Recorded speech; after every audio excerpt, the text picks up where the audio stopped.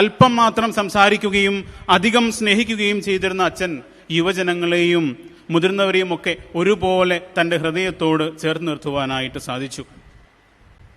ഒരുപാട് സംസാരിച്ചൊക്കെ കടന്നുപോയ ഞങ്ങൾക്ക് പിന്നാലെ ഒരു സൗമ്യനായി കടന്നു വന്ന സുരേഷ് അച്ഛൻ തൻ്റെ സാന്നിധ്യം കൊണ്ടും തൻ്റെ സൗമ്യമായ പുഞ്ചിരി കൊണ്ടും അനേക ഹൃദയങ്ങളെ ഈശോയിലേക്ക് അടുപ്പിക്കുന്ന പ്രവർത്തന രീതി ഞങ്ങൾക്കൊക്കെ എന്നും ഒരു അത്ഭുതമായിരുന്നു, ഒരു പ്രചോദനമായിരുന്നു.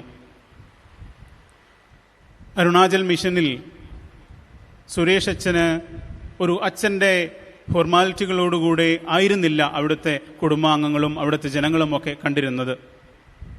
അച്ഛൻ്റെ കൂടെ പ്രവർത്തിച്ചിരുന്ന അച്ഛൻ പറഞ്ഞതുപോലെ സുരേഷ് അച്ഛൻ അവിടുത്തെ ആളുകൾക്ക് ചിലപ്പോഴൊക്കെ ഒരു ബുറു സുരേഷായിരുന്നു. ബുറു എന്ന് പറഞ്ഞാൽ അനിയൻ. അല്ലെങ്കിൽ ചിലർക്ക് സുരേഷ് അച്ഛൻ ഒരു അച്ചി സുരേഷ് ആയിരുന്നു, ചേട്ടനായിരുന്നു. ചിലർക്ക്, പ്രത്യേകിച്ച് അമ്മമാർക്ക്, സുരേഷ് അച്ഛൻ ഒരു സുരേഷ് ആയിരുന്നു, തൻ്റെ മകനായിരുന്നു. ഇന്ന് ഇവിടെ സന്നിധനായിരിക്കുന്ന അരുണാചലിൽ നിന്നുള്ള ചിലരുണ്ട്. അവരുടെയൊക്കെ വാക്കുകൾ പലപ്പോഴായി കേട്ടിട്ടുണ്ട്. 3 ആൺമക്കളുള്ള അമ്മ സിസ്റ്റേഴ്സിനോട് പറയുമായിരുന്നു, സുരേഷ് അച്ഛൻ വന്നതിന് ശേഷം ഞങ്ങൾക്കിപ്പോൾ 3 ആൺമക്കളല്ല 4 ആൺമക്കളാണ്. സുരേഷ് അച്ഛൻ എൻ്റെ മകനാണ്.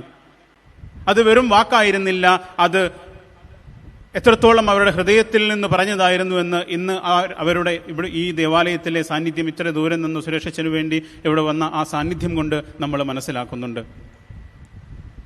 സുരേഷ് അച്ഛൻ ഒരിക്കലും സ്ഥാനമാനങ്ങളോ അല്ലെങ്കിൽ പ്രൗഢികളോ ആഗ്രഹിച്ച വ്യക്തിയായിരുന്നില്ല. എന്നും ഒരു ലളിത ജീവിതം നയിക്കുവാൻ. അതുകൊണ്ടാണ് ആ മിഷനിൽ വർക്കുകൾ ചെയ്യുവാൻ, കൺസ്ട്രക്ഷൻ വർക്കുകൾക്കൊക്കെ ആയിട്ട് കടന്നു വരുന്നവരോടൊപ്പം അവരോടൊപ്പം പോയിരുന്ന് അവരോടൊപ്പം ഭക്ഷണം കഴിക്കാൻ വരെ സുരേഷ് അച്ഛൻ ഏറെ സന്തോഷം കണ്ടെത്തിയിരുന്നു. സുരേഷ് അച്ഛൻ്റെ കൂടെ യജാളി എന്ന ഇടവകയിൽ പ്രവർത്തിച്ച അച്ഛൻ കഴിഞ്ഞ ദിവസങ്ങളിൽ ഓർമ്മിച്ച ഒരു അനുഭവം ഓർക്കുകയാണ്. എന്നും ആ ദേവാലയത്തിലേക്ക് കടന്നു വരുമായിരുന്ന ഒരു കുഞ്ഞനുജൻ. അവന് മാനസികമായ പ്രശ്നങ്ങളുണ്ടായിരുന്നു. അവൻ ഒരിക്കലും കുളിക്കുകയോ നല്ല വസ്ത്രങ്ങളൊന്നും ധരിക്കാതെ അലഞ്ഞു തിരിഞ്ഞ് നടന്നിരുന്ന ഒരു വ്യക്തിയാണ്. ആ കുഞ്ഞനുജൻ ഒരു ദിവസം സുരേഷ് അച്ഛൻ അവനെ കണ്ടുമുട്ടിയപ്പോൾ അവനെ വിളിച്ചു കൊണ്ടുപോയി പൈപ്പിൻ്റെ ചുവട്ടിൽ കൊണ്ടുപോയി അവിടെ വെച്ച് അവനെ കുളിപ്പിച്ചതിന് ശേഷം അവൻ്റെ വസ്ത്രങ്ങളൊക്കെ മാറ്റി തൻ്റെ മുറിയിൽ പോയി തൻ്റെ നല്ല വസ്ത്രങ്ങളൊക്കെ എടുത്തുകൊണ്ടുവന്ന് അവനെ അണിയിച്ച് അവനെ ദേവാലയത്തിൽ കൊണ്ടുപോയി പ്രാർത്ഥിപ്പിച്ച് പറഞ്ഞയക്കുന്ന ഒരു കാഴ്ച. അതൊക്കെ നമ്മുടെ ഹൃദയത്തിലേക്ക് നമുക്ക് കാണിച്ചു തരുന്നത് സുരേഷ് അച്ഛൻ പാവപ്പെട്ടവരോടും ഒന്നുമില്ലാത്തവരോടുമൊക്കെ എത്രത്തോളം ഹൃദയത്തിൽ കാരുണ്യം ഉണ്ടായിരുന്ന വ്യക്തി ആണ് എന്നതാണ്.